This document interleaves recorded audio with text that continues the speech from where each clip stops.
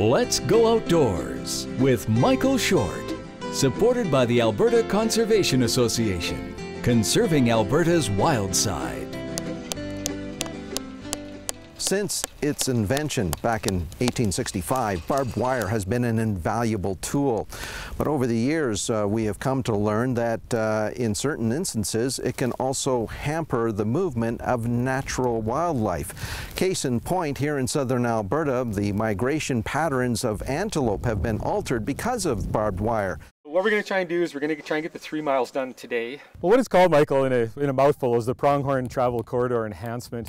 The ACA in the last few years has gone around and looked at a lot of the fences in the area in prime pronghorn migration routes. And there's some real barriers to the travel here. What most people don't realize is that pronghorns rarely ever jump a fence. They can do it, but it's kind of a last resort. They like to crawl under, but they need about 18 inches to crawl under. So if that bottom wire is set too low, it becomes a real barrier.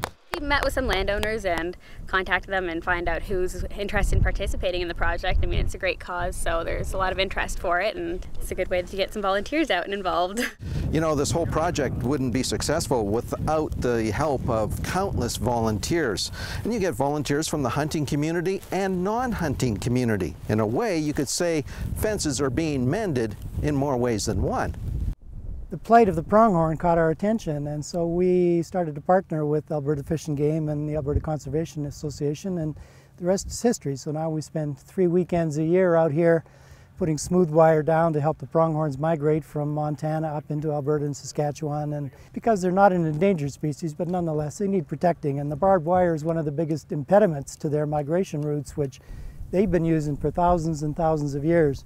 I just think it's such a cool idea. It just seems like a really neat way to be able to spend a couple of days and give something back to the resource. Plus it's really enjoyable being out here, spending a day, no cell phone to bug you, and in some beautiful country, and meet some neat new people that have the same interests. So it's a very cool idea. Alberta Conservation Association.